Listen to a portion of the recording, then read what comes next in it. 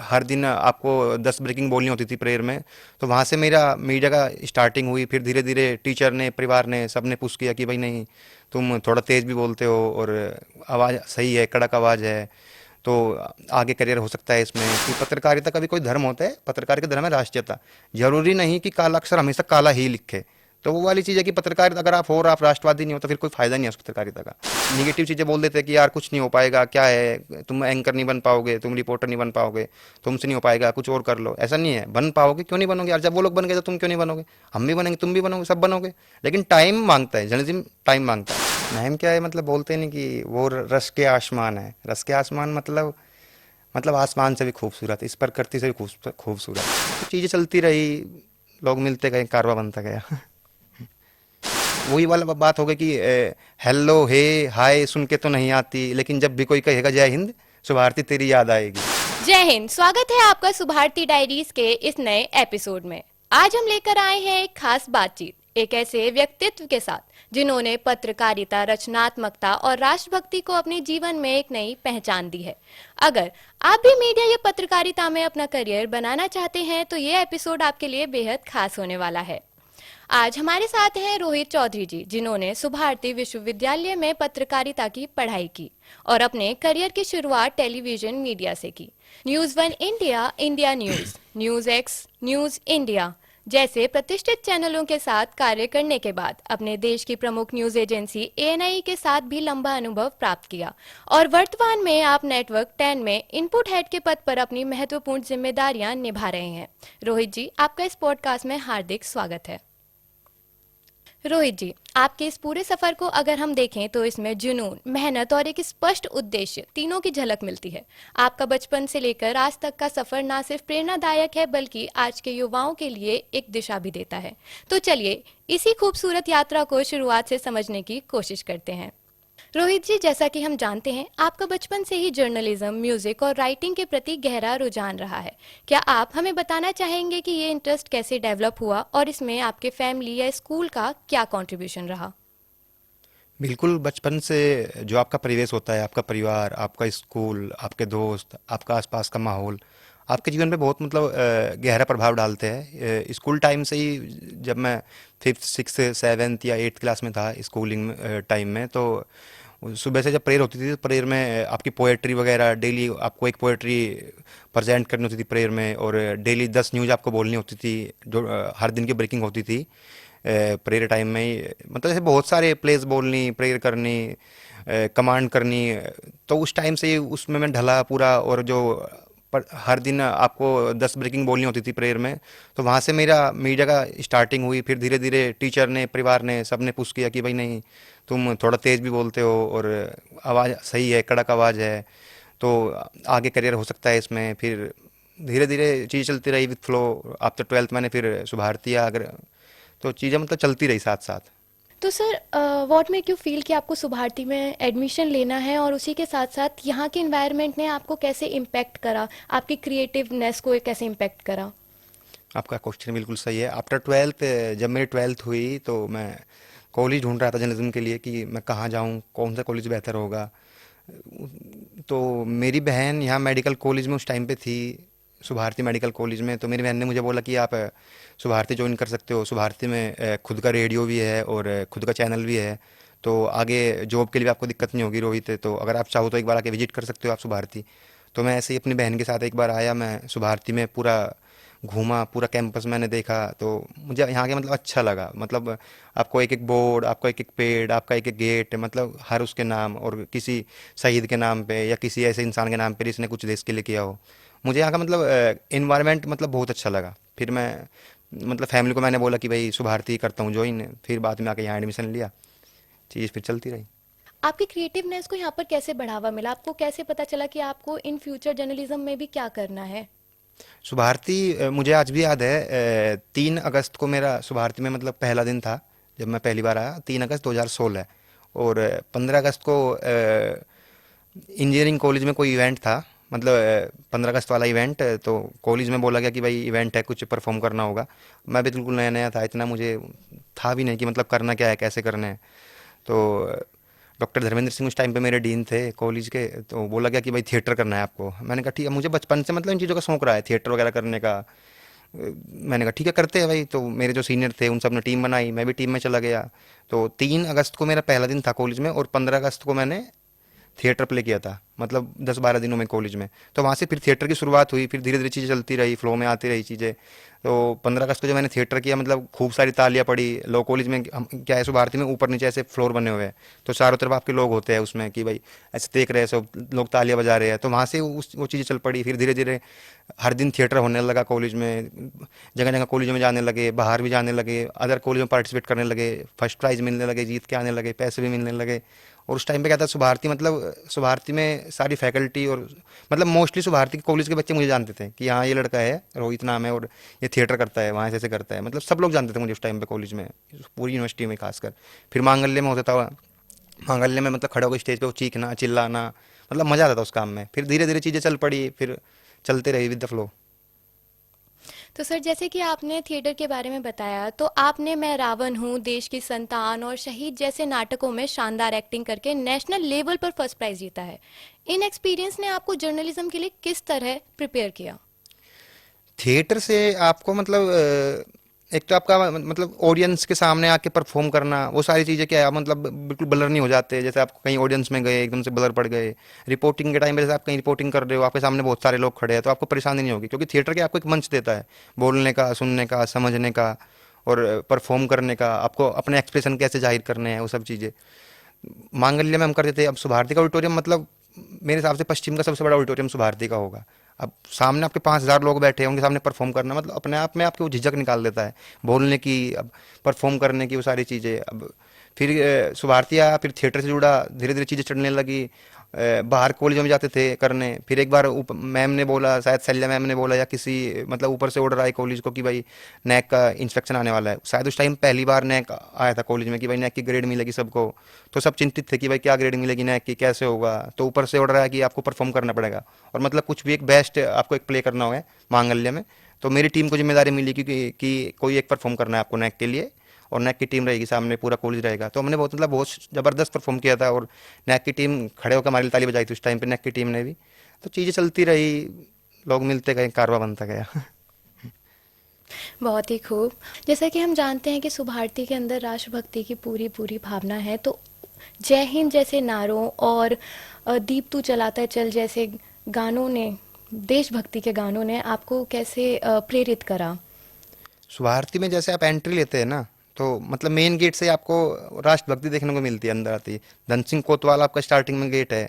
फिर आप आगे चलोगे, एक एक पेड़ का नाम, एक एक मतलब नलकूप के नाम भी रखे हुए शहीदों के नाम पे, या किसी ऐसे इंसान के नाम पे जिसने मतलब राष्ट्र के लिए कुछ किया हो।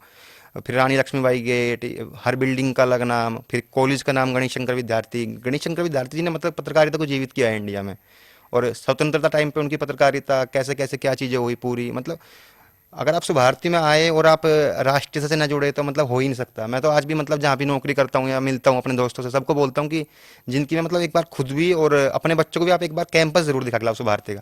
क्योंकि सुभारती कैंपस में आप आओगे ना, तो हर एक चीज़ मतलब आपको बिल्कुल ऐसे मिलेगी। आज भी मतलब सुभारती छोड़े हुए 7 या 8 साल हो गए, लेकिन आज भी सुभारती के आगे से निकलता हूँ तो मतलब हाथ खुद ही हाथ जुड़ जाते हैं मेरे कि नहीं यार सुभारती है, हाथ जोड़ के निकलता हूँ। तो सुभारती से निकल गया, लेकिन सुभारती को भुला नहीं पाया हूँ आज तक का। वही सारी चीज़ें, अब आप कॉलेज में आए, yes ma'am, no yes sir, present sir, वो नहीं होता। जय हिंद बोलना आपको होता है, तो वो अलग चीज़ें होती है। आपको जय हिंद बोलना मतलब वही वाला बात हो गई कि हेलो हे हाय सुन के तो नहीं आती, लेकिन जब भी कोई कहेगा जय हिंद, सुभारती तेरी याद आएगी। तो वो मतलब राष्ट्रीयता अपने आप खुद आ जाएगी आपके अंदर, सुभारती में आप आओगे। फिर आपको मंच मिलते हैं बहुत सारे, आपको थिएटर करने होते हैं शहीदों को लेके। आपका कॉलेज का नाम गणेश शंकर विद्यार्थी है, तो इससे बड़ी कोई वो होगा नहीं। और पत्रकारिता अगर आप कर रहे हो और आप मतलब राष्ट्र के प्रति आपका प्रेम नहीं है, आप एक राष्ट्रवादी नहीं हो, तो पत्रकारिता कोई मतलब ही नहीं होता। पत्रकारिता करने का पहला नियम ही है कि आप राष्ट्रवादी हो। वो लिखा, पता नहीं किसी ने कहीं लिखा था, मैंने पढ़ा था, लिखा था क्या था कि पत्रकारिता का कोई धर्म होता है, पत्रकार का धर्म होता है राष्ट्रीयता। कि पत्रकारिता का भी कोई धर्म होता है, पत्रकार का धर्म है राष्ट्रीयता। जरूरी नहीं कि काला अक्षर हमेशा काला ही लिखे। तो वो वाली चीज़ है कि पत्रकारिता अगर आप हो और आप राष्ट्रवादी नहीं हो, तो फिर कोई फायदा नहीं है उस पत्रकारिता का। जी बखूबी सर। कह सकते हैं कि हमें सुभारती ने जय हिंद का नारा बहुत ही बिल्कुल। अच्छा दिया है, इसी वजह से हमारी राष्ट्रभक्ति, हम सुभारती को छोड़ सकते हैं लेकिन सुभारती हमें कभी नहीं छोड़ सकता। बिल्कुल। और इसी के साथ मैं आपसे नेक्स्ट क्वेश्चन पूछना चाहूँगी, आपकी पत्रकारिता यात्रा की शुरुआत टेलीविज़न मीडिया से कैसे हुई और तमाम चैनलों के साथ आपका अनुभव कैसा रहा? बिल्कुल, टेलीविज़न शुरुआत मेरी जैसे मैं कॉलेज से निकला 2019 में, तो स्टार्टिंग में मैं न्यूज़ वन इंडिया में गया। मेरी फिर इंटर्नशिप भी मेरी असाइनमेंट डेस्क पे हुई, कोऑर्डिनेशन डेस्क पे। फिर आज तक मैं मतलब उसी डेस्क पे हूँ, कोऑर्डिनेशन डेस्क पे ही। चैनल में अलग अलग चैनलों में अलग अलग प्रोपेगेंडा चलता है, अलग अलग चीज़ें होती है। आपको हर चैनल का अलग चीज़ सीखने को मिलती है। आपका बॉस अलग होगा, आपको काम करने का तरीका अलग सीखना पड़ेगा, आपको अप टू डेट रहना पड़ेगा। हर दिन सोशल मीडिया, डिजिटल मीडिया ने इतना मतलब टेक ओवर कर लिया ना पत्रकारिता को, आपको हर दिन एक नई चीज़ सीखनी पड़ेगी, वरना आप मतलब बहुत पिछड़ जाओगे। पत्रकारिता में हर चैनल से अलग अलग चीज़ें सीखी है। जैसे एएनआई में गया तो मतलब एएनआई आपको सिखाता है एक तो पंक्चुअलिटी, आपका टाइम मैनेजमेंट मतलब बहुत अच्छा होना चाहिए। यही नहीं है कि आपकी शिफ्ट 2 बजे है, आप 2:30 बजे आ रहे हो, 3 बजे आ रहे हो, मतलब 2 बजे मतलब 2 बजे करेक्ट। और एएनआई में जाने के बाद क्या है, मैं आप अभी भी सबको बोलता हूँ कि आप एक बार मतलब अगर आप जर्नलिज्म के स्टूडेंट हो तो आप एएनआई एक बार जरूर होके आए। एएनआई में क्या है कि मतलब जैसे आपने काम किया या आपके कोई ब्रेकिंग आई, तो आप ऐसा नहीं कि चैनलों की तरह एक बार ब्रेकिंग आई और आपने फायर कर दी, नहीं कर सकते। क्योंकि जब तक आपके पास ऑथेंटिक कोई चीज़ नहीं है या कोई ऑफिशियल बाइट नहीं है या बिल्कुल पक्का आपके पास प्रूफ नहीं है, तो आप नहीं कर सकते। कोई ट्वीट नहीं कर सकते, आप किसी को विजुअल नहीं दे सकते। मतलब एएनआई क्या है, लोगों का भरोसा है कि हाँ एएनआई ने अगर बोला है तो ये चीज़ होगी। मतलब सटीकता आपके पास बहुत जरूरी होनी चाहिए। चैनलों में क्या है, बहुत सारे चैनल की खबर आती है, कई बार फिर बाद में माफ़ी मांगनी पड़ती है कि नहीं नहीं भाई गलती हो गई, विजुअल आए थे हमने चला दिए। तो एएनआई में आपको क्या है, सटीकता अच्छी मिलती है। चैनलों का भी अलग अलग चीज़ें चलती रहती है। तो जैसा कि सर हम जानते हैं कि वर्तमान में आप नेटवर्क 10 में इनपुट हेड के तौर पर कार्यरत हैं, तो इसमें आपकी जिम्मेदारियां और अहम भूमिकाएं क्या हैं? मेरा अभी असाइनमेंट डेस्क को मैं लीड करता हूँ। असाइनमेंट डेस्क का मतलब मेन वर्क क्या होता है, जो भी चैनल के पास खबरें है वो असाइनमेंट डेस्क चैनल को प्रोवाइड करता है। ठीक है। सारे जितने भी मेरे स्ट्रिंगर है, रिपोर्टर है, मेरे स्टाफर है चैनल के, उन सबसे कोऑर्डिनेट करना, खबरें मंगानी। अगर हमसे पहले किसी और चैनल ने कोई खबर ब्रेक कर दी तो उस खबर को अरेंज करना, कहीं से भी ला के देना, लेकिन अरेंज करके चैनल को देना। मतलब असाइनमेंट क्या है, चैनल की रीढ़ की हड्डी होता है। वहीं से सारी मैनेजमेंट बनेगा, वहीं से पूरी लीड होगी, चीज़ें कैसे करनी है कैसे नहीं करनी, क्या कौन सी चीज़ें उठानी है, क्या मुद्दे उठाने हैं, किस खबर को कितनी देर खेलना है, कहाँ से लाइव लेना है, सब कुछ इनपुट देखता है। मतलब इनपुट चैनल की रीढ़ की हड्डी होता है। तो मैनेजमेंट का काम होता है मेन इनपुट का, खबरों मंगाना वगैरह पूरा, फिर खबरों पे खेलना, वो सारी चीज़ें। तो हम मान कर चल सकते हैं जिम्मेदारियों का भार काफ़ी है। हाँ, जिम्मेदारियों का भार काफ़ी है दिन भर में, जी। लेकिन मज़ा आता है। जिस चीज़ में आपको मज़ा आता है उसमें फिर आपको भार नहीं लगता। काम करता हूँ तो मज़ा आता है चीज़ों में। जी। तो सर पत्रकारिता और हम कह सकते हैं कि टेलीविज़न मीडिया डिजिटल मीडिया की तरफ बदल रहा है, तो इसमें आपके लिए सबसे बड़ी चुनौतियाँ क्या रहीं? और इसी बीच आपकी कोई ऐसी कहानी जो आपके दिल के बहुत करीब हो?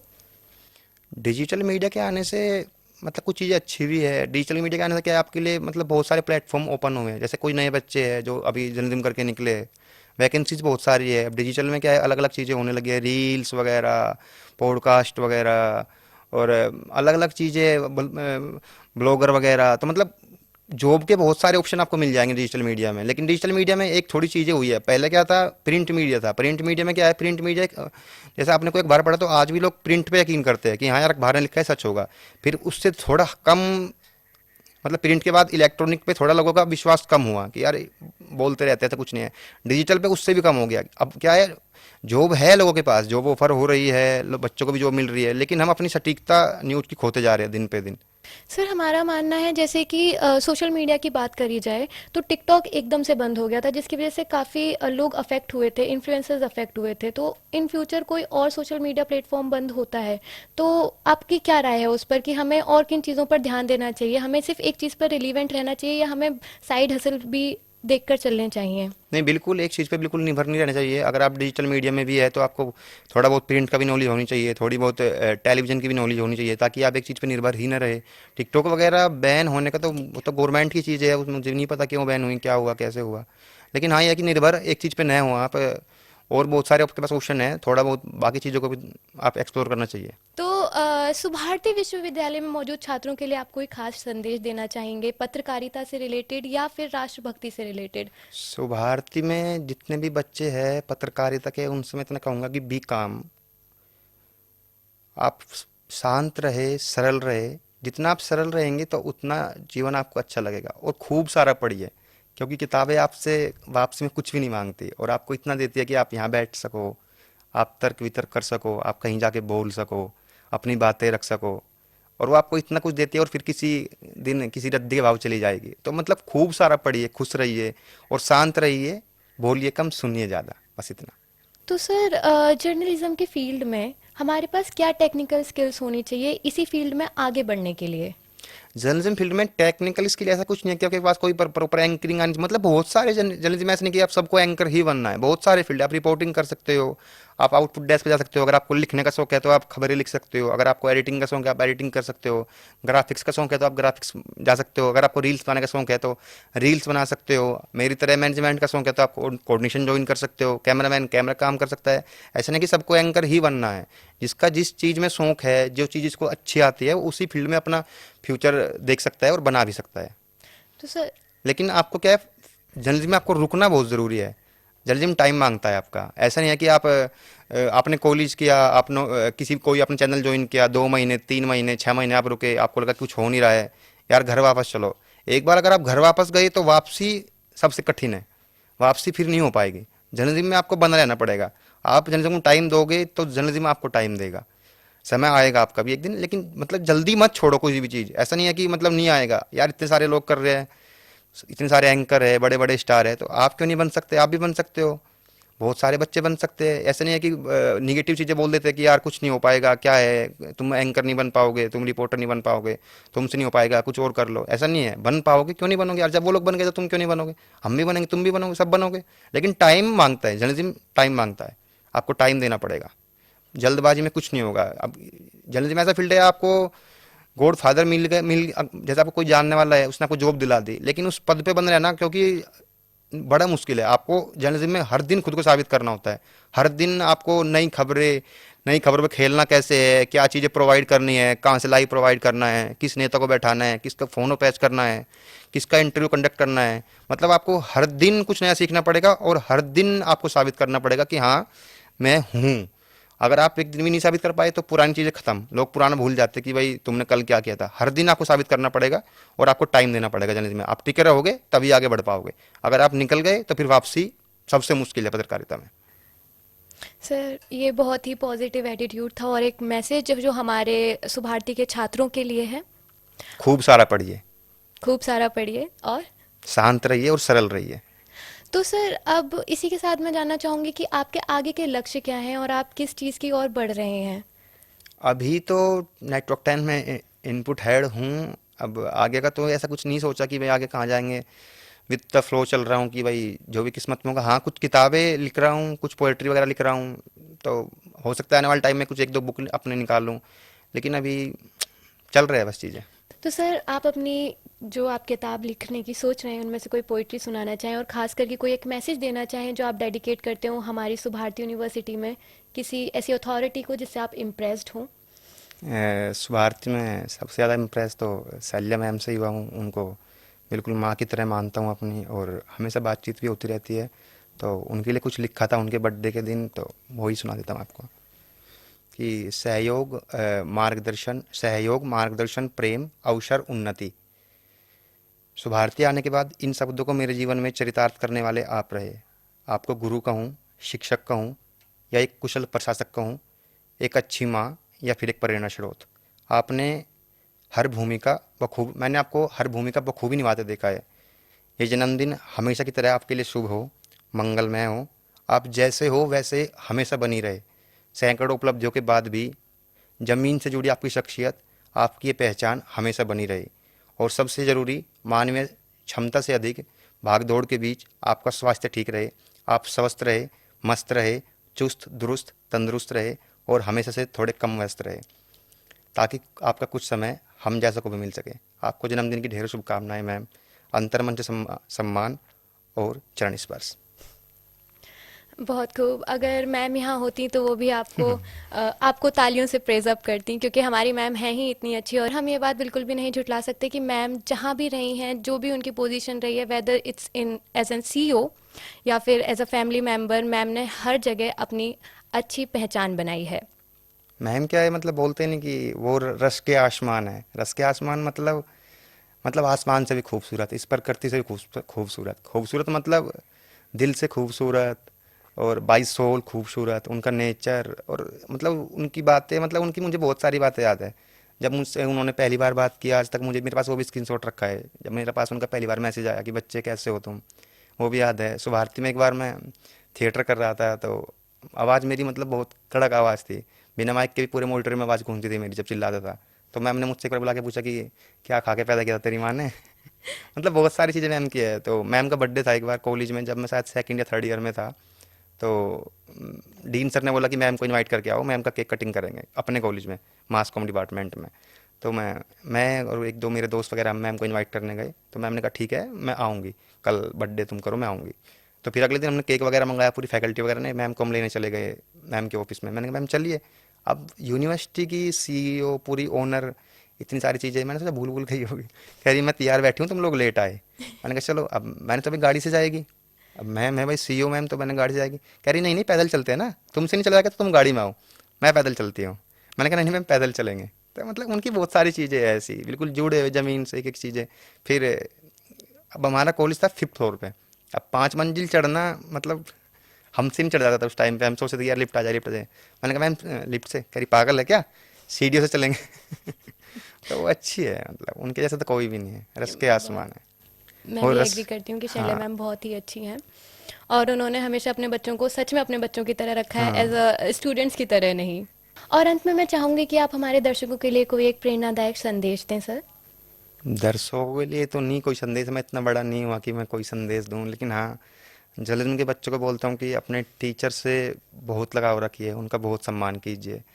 जब कोई टीचर आपकी पीठ थपथपाता है ना, आपको बोलता है कि आगे बढ़ मैं हूँ पीठ पीछे, तो आपको ऐसा लगता है जैसे पंख लग गए हो आपको। जब आपको कुछ भी नहीं आता होगा ना और आपको टीचर बोलेगा कि मुझे तेरे पे भरोसा है तू कर, हो जाएगा, तो वो हो जाता है काम। तो अपने टीचर का बहुत सम्मान कीजिए, डेली कॉलेज आइए, अटेंडेंस अपनी अच्छी रखिए, खूब सारा पढ़िए, खुश रहिए, मस्त रहिए।